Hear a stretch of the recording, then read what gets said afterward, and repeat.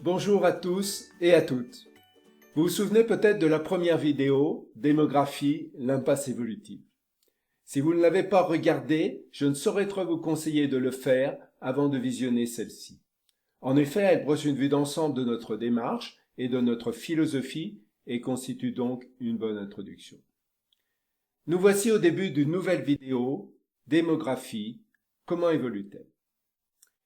L'évolution démographique n'est pas assez souvent au cœur de l'actualité.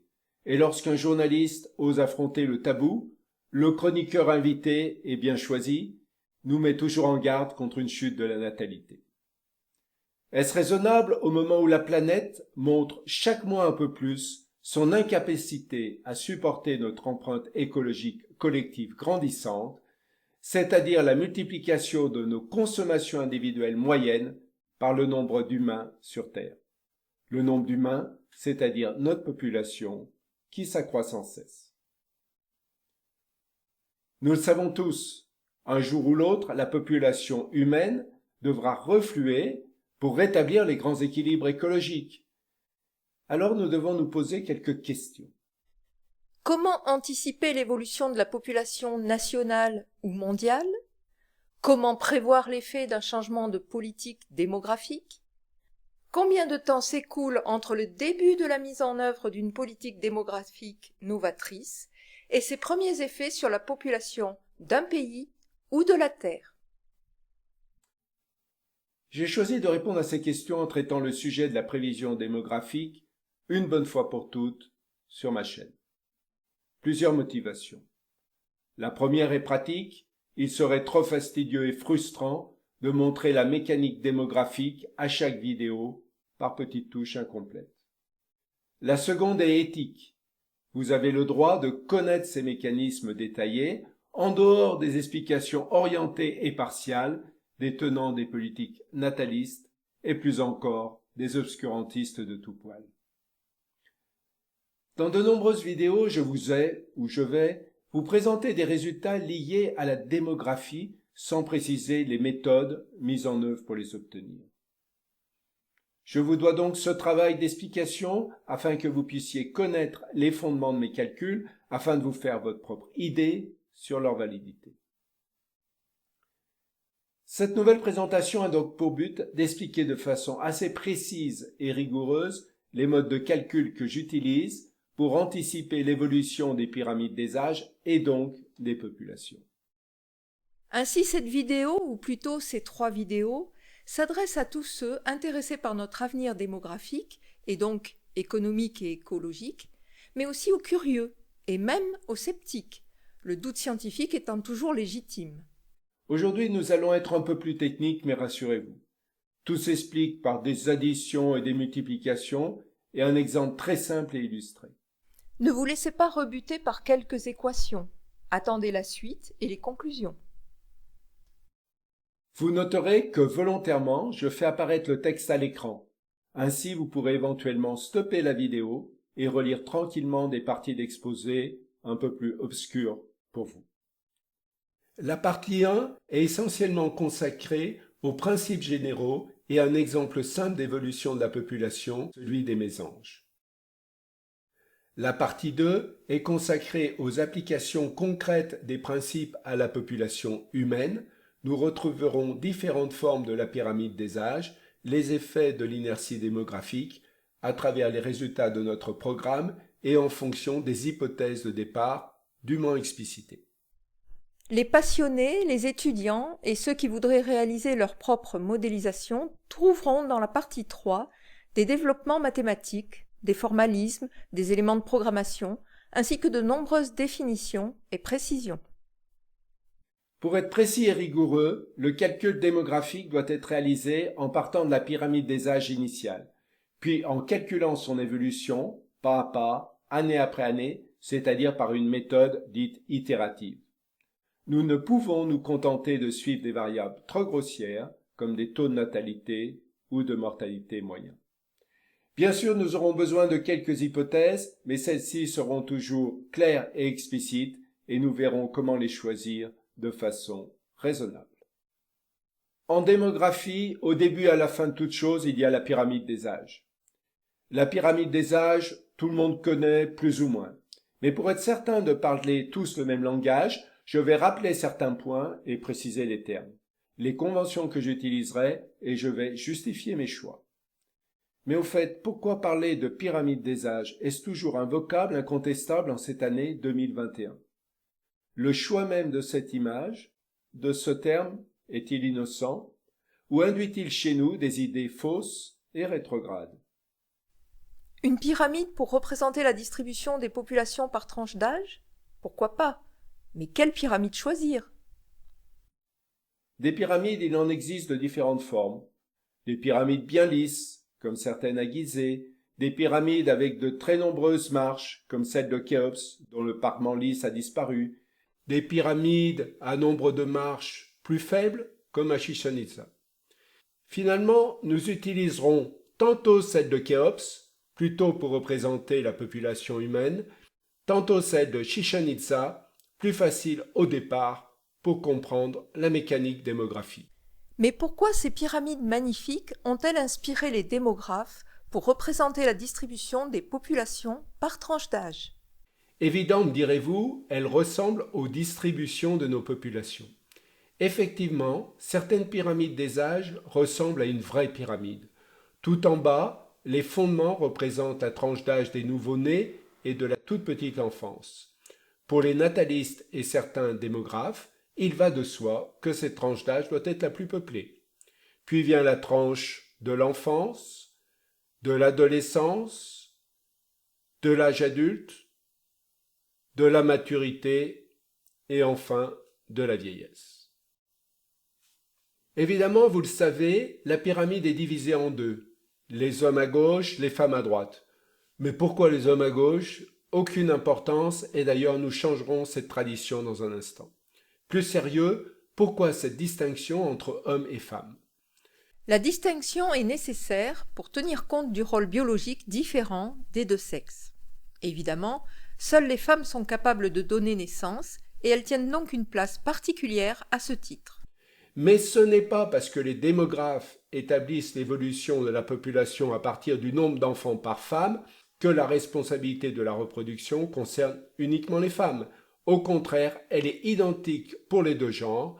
Chaque couple doit faire un choix, mais aussi chaque individu, homme ou femme, doit pouvoir décider en conscience. Alors, une telle forme pyramidale existe-t-elle en pratique? Effectivement, en cherchant bien dans la base de données de l'ONU, qui découpe la population en tranches grossières de 5 ans, on trouve la distribution du Pakistan pour l'année 2020, qui ressemble assez à une pyramide. Mais cette forme particulière est très loin d'être une généralité parmi les pays les plus peuplés au monde. En pratique, on trouve plutôt une grande diversité de formes. Pour le Bangladesh de 1990, l'allure de la distribution de population rappelle plus les stupas indonésiens que les pyramides égyptiennes ou mayas. Pour l'Inde de 2020, le Taj Mahal pourrait tout autant servir de modèle démographique. Les Coréens du Sud optent pour une vision architecturale résolument futuriste, en forme de champignon, avec un taux de natalité très faible, ce qui n'exclut pas le bonheur et le respect des traditions. Quant à la Chine, elle semble vouloir coller aux traditions impériales de la cité interdite avec ses toits débordants. Enfin, de très nombreux pays, à un moment ou un autre de leur histoire, semblent opter pour un modèle de pyramide typiquement français, la Tour Eiffel, avec une concavité continue et marquée. Bref, la dite pyramide est très variable, rarement conforme aux idéaux égyptiens. Khéops y perdrait son latin. La pyramide pourrait tout aussi bien s'appeler le champignon démographique, si ce n'est qu'en la baptisant pyramide, on laisse entendre que la forme de gauche est la normalité. Comme par hasard, cette forme correspond à la forte croissance démographique chère aux natalistes. Nous, on préfère les champignons modernes, aux momies un peu passéistes.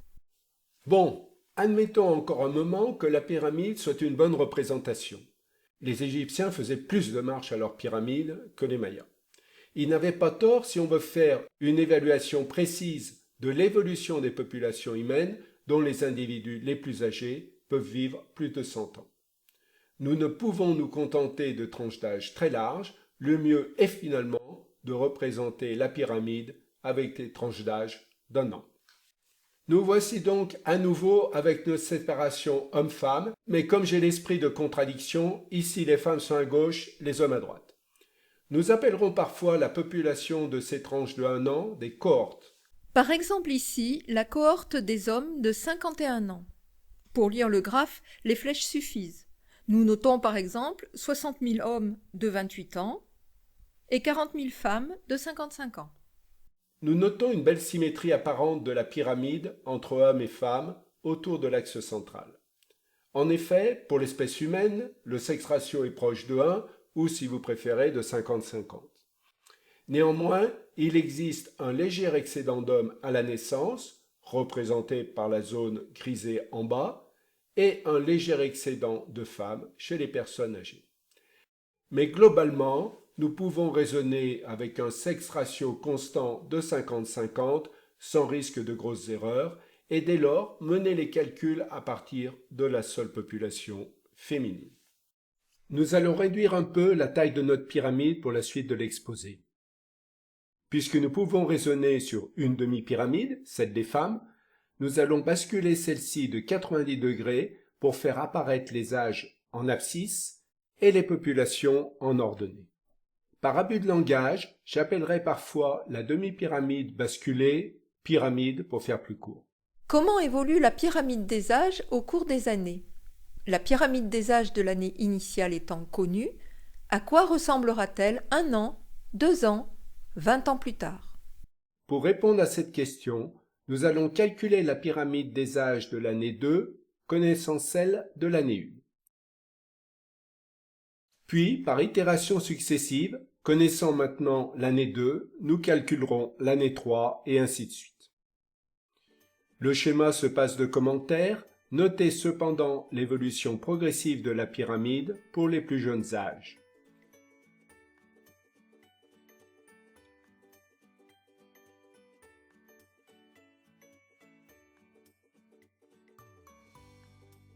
La comparaison finale entre l'année 1 initiale et l'année 6 montre que, imperceptiblement, la pyramide a évolué au cours des itérations.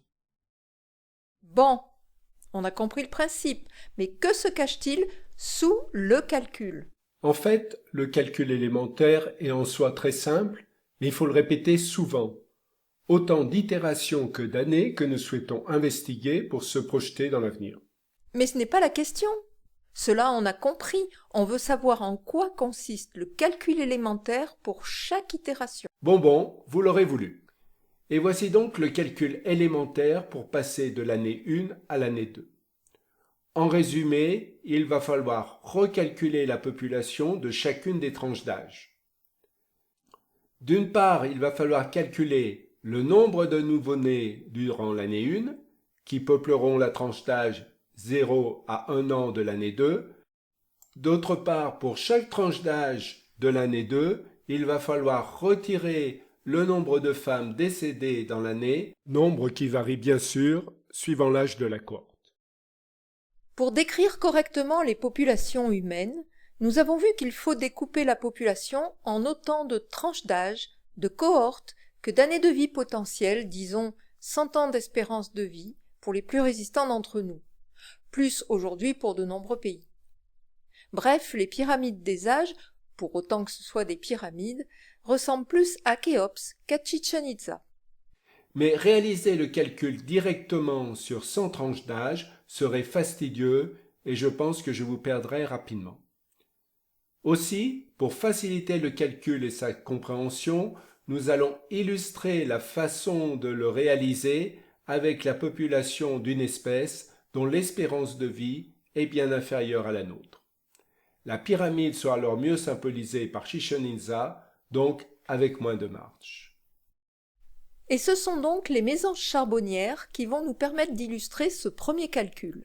En effet, les mésanges vivent suffisamment longtemps pour que le calcul ait un sens, et pas trop longtemps pour que l'on puisse en suivre le détail. Ces oiseaux sont donc idéaux pour bien illustrer cette évolution. Pour commencer le calcul, il faut bien sûr définir une distribution initiale des mésanges femelles par tranche d'âge, c'est-à-dire définir la demi-pyramide initiale de l'année 1. Arbitrairement, j'ai opté pour une sorte d'hyperpyramide à base très large, ressemblant à un demi-stupa. Bref, j'ai choisi de faire plaisir aux natalistes. De fait, la cohorte la plus peuplée est celle des jeunes femelles nées dans l'année. Pour simplifier, nous allons considérer que les mésanges ne survivent pas, ou très rarement, au-delà de leur 5e année. La pyramide initiale des âges en témoigne, avec une population nulle pour la cohorte des 5 à 6 ans. Les femelles reproductrices ont entre 1 an et demi et 5 ans, la tranche entre 1 an et 2 ans correspondant bien sûr aux femelles se reproduisant pour la première fois. La distribution de la population initiale étant définie, nous devons maintenant fixer le nombre de jeunes femelles qui naissent en moyenne dans l'année par femelle reproductrice, et ceci pour chaque tranche d'âge des femelles en âge de procréer. C'est ce que représente le nouveau graphe en bas à gauche. Nous nommerons les valeurs de cet histogramme les fertilités des différentes cohortes reproductrices. Que valent ces fertilités? Évidemment, les jeunes femelles nées dans l'année ne peuvent se reproduire et la fertilité de cette cohorte est donc égale à 0. Les femelles de 1 an sont encore peu expérimentées, d'où un nombre moyen de jeunes à l'envol par femelle encore faible. La fertilité est ici par exemple de 1,1. Les femelles entre 2 et 4 ans sont les plus productives, et enfin, les femelles entre 4 et 5 ans commencent à vieillir. Finalement, quel sera le nombre de nouvelles femelles à l'envol engendrées par chaque tranche d'âge? Pour faire ce calcul, nous disposons maintenant de toutes les données indispensables. La pyramide des âges initiales, c'est-à-dire la distribution de la population des femelles par tranche d'âge, et la fertilité des femelles pour chaque tranche d'âge, c'est-à-dire le nombre de jeunes femelles qu'en moyenne une femelle de la tranche d'âge amène à l'envol l'année considérée. Par exemple ici, un jeune en moyenne à l'envol par femelle appartenant à la tranche d'âge 4-5 ans que nous noterons par la suite F5A1. F pour fertilité, 5 pour la 5e cohorte et A1 pour l'année 1. Le petit tableau donne les valeurs numériques des fertilités des différentes cohortes de l'année 1. De même, nous noterons les populations initiales des cohortes sous la forme, par exemple, P4A1, P pour population, 4 pour la 4e cohorte et A1 pour l'année 1. Ici, P4A1 égale 10. Finalement, le nombre de nouvelles femelles à l'envol engendrées par chaque tranche d'âge est égal au produit du nombre de femelles par tranche d'âge par le nombre de jeunes femelles à l'envol par tranche d'âge de la mère. L'histogramme du bas à droite, en rose, montre le résultat. Par exemple, pour la première tranche d'âge, 100 que multiplie 0 égale 0. Pour la seconde tranche d'âge, 40 que multiplie 1,1 égale 44. Pour la troisième, 25 que multiplie 1,44 égale 36. 10 que multiplie 1,5 égale 15, et enfin 5 que multiplie 1 égale 5. Le total de jeunes femelles à l'envol, toute tranche d'âge de la mère confondue, est donc la somme, soit 44 plus 36 plus 15 plus 5, c'est-à-dire 100 femelles. De façon plus générale, nous notons les différentes populations des classes I de mésanges de l'année J, P, I, J, et les différentes fertilités F, I, J. Pour ne pas se laisser dérouter par ce formalisme, un exemple. I en blanc représente l'âge, par exemple Julie a 3 ans, Zoé a 4 ans. J en vert représente l'année, par exemple 2 égale 2024, 3 2025, ou tout autre choix à votre convenance. Avec ces notations, alors le total des naissances de l'année J, ici l'année A1, est égal à F1A1 que multiplie P1A1 plus F2A1 que multiplie P2A1 et ceci jusqu'à l'indice 6, puisqu'il n'y a que 6 tranches d'âge chez les mésanges. Cette somme correspondra à la population de la classe 1 de l'année 2. Les flèches montrent la correspondance avec l'histogramme pour l'année 1.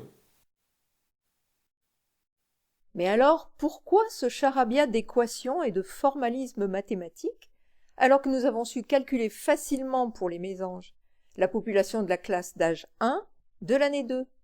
Oui, effectivement, mais imaginez que nous devions écrire la même égalité, non pour 6 cohortes, mais pour 100 ou 120. L'écran n'y suffirait pas.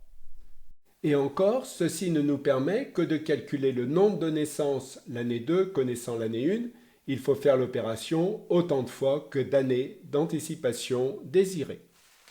Je vois. Certains regrettent le recours à un peu de formalisme, mais je suis certain que par ailleurs, les matheux se sentent frustrés, ils aimeraient un formalisme encore plus général. Bon, on va les rassurer un peu. Pour les autres, vous pouvez fermer les yeux pendant que l'ange passe, ou résoudre une petite énigme vieille comme le monde. De quel côté de la pyramide vous mettez l'ange? Côté rose? Ou côté bleu? Et donc, pour les matheux, voici le formalisme final. L'équation dit que... Bon, je ne vais pas vous donner l'explication tout de suite. Toute l'explication pour chacun des termes et plus encore est disponible dans la vidéo numéro 3. Alors n'hésitez pas, allez les matheux. Voilà. On souffle, on respire. Cela n'a blessé personne, enfin j'espère. Nous savons dorénavant tous comment calculer le nombre de nouveau-nés pour n'importe quelle année, connaissant la demi-pyramide des âges et les fertilités des différentes tranches d'âge de l'année précédente. Mais que devient la demi-pyramide des âges entre l'année 1 et l'année 2? Toutes les classes d'âge ou cohortes ont vieilli d'un an, d'où le graphe de l'année 2. Par exemple, la classe d'âge 4-5 ans de l'année 1 est devenue la classe d'âge 5-6 ans de l'année 2. Et ainsi de suite pour les différentes cohortes. Par ailleurs, la classe d'âge 0-1 an de l'année 2 compte maintenant 100 jeunes issus de l'année précédente, ce que nous venons de calculer. Mais c'est bizarre. Apparemment, la population a fortement augmenté en un an. Elle serait passée de 180 à 280 individus? Ah oui, bien sûr, nous n'avons pas tenu compte de la mortalité au cours de l'année. Par exemple, un certain nombre de femelles ayant eu entre 0 et 1 an sont mortes durant l'année 1. C'est ce que représente le rectangle grisé. Et de même pour les cohortes suivantes, chacune avec son taux de mortalité spécifique. Plutôt que de définir la mortalité, il est plus simple, et sans doute plus optimiste, de considérer la survie. La survie est la fraction des individus d'une tranche d'âge de l'année 1, toujours vivants durant l'année suivante à 2. Nous allons choisir pour la survie un coefficient tel que la population de l'année 2 d'une tranche d'âge soit égale au produit de la survie que multiplie la population de l'année 1 de la tranche d'âge précédente. Par exemple, pour calculer la population de la tranche d'âge 2-3 ans de l'année 2, on considère la survie à l'année 2 de la tranche d'âge 1-2 ans de l'année 1. C'est tout simple. Pour transformer cela en équation plus générale, on va utiliser petit i pour représenter le numéro des cohortes. On voit maintenant comment passer de PI à 1 pour l'année 1 à PI plus 1 à 2 pour l'année 2.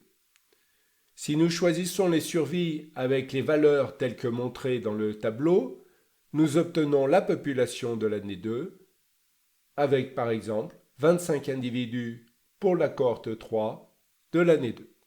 Donc de façon plus générale pour les matheux, la survie des mésanges avec seulement 6 cohortes se définit par les 5 relations suivantes. 5 relations pour 6 cohortes? C'est étonnant. L'explication dans un instant. Mais avant, durant un nouveau passage de l'ange, la forme la plus générale pour les plus matheux permet le calcul pour n'importe quel nombre de cohortes et d'années de prévision à retrouver en détail dans la vidéo numéro 3.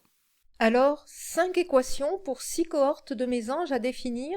En fait, nous disposons bien de 6 équations. Souvenez-vous, les 5 équations de gauche liées à la mortalité, mais nous avons déjà calculé les naissances durant l'année 1, qui donnent la population de la première cohorte de l'année 2, connaissant les fertilités F1A1, F2A1, etc. Donc, connaissant les fertilités et les survies des 6 classes d'âge pour toutes les années A successives, on peut calculer l'évolution de la population de mésanges dans le temps par simple itération. Eh oui, par simple itération, mais sur 100 ou 200 ans si on veut. Clairement, on ne le fera pas avec une simple calculatrice de poche. Un ordinateur et un bon programme sont plus indiqués. Alors finalement, que devient notre population de mésanges l'année 2 avec le jeu de données de survie et de fertilité que nous vous avons proposé? Nous retrouvons nos exemples de valeurs choisis pour la population initiale, les fertilités et les survies. Et après calcul, la population de l'année 2 est exactement la même que celle de l'année 1. Évidemment, j'ai choisi un jeu de données qui maintient parfaitement stable la population de mésanges charbonnières. La mortalité en rouge équilibre parfaitement les naissances en bleu. Je vous laisse vérifier. Tout ça pour ça? Et oui, tout ça pour ça. Mais il n'en est évidemment pas toujours ainsi dans la vie réelle, au contraire. C'est ce que je vous invite à découvrir dans la seconde vidéo, partie 2, sur des exemples concrets, basés cette fois-ci sur la population humaine, avec une espérance de vie de plus de 100 ans pour les plus endurants d'entre nous. Vous n'aurez pratiquement plus aucun calcul à supporter, juste des hypothèses à commenter et des graphes à regarder, des résultats à interpréter. Pour le reste, il faudra juste faire confiance à l'ordinateur et au programmeur, votre serviteur qui a mis ces équations dans la machine. Nous retrouverons comment obtenir des pyramides de Khéops, mais aussi des pyramides champignons, voire des pyramides style cité interdite. Nous découvrirons aussi le phénomène le plus impactant pour l'avenir, l'inertie démographique, une énorme épine dans le pied de l'humanité. Comme promis, les matheux, les sceptiques et les curieux peuvent trouver dès maintenant plus de formalisme mathématique, par exemple la matrice de Leslie, des définitions, des précisions, des éléments de programmation dans la vidéo partie 3. Pour les autres, rendez-vous sur la vidéo partie 2. À tout de suite ou après une pause bien méritée.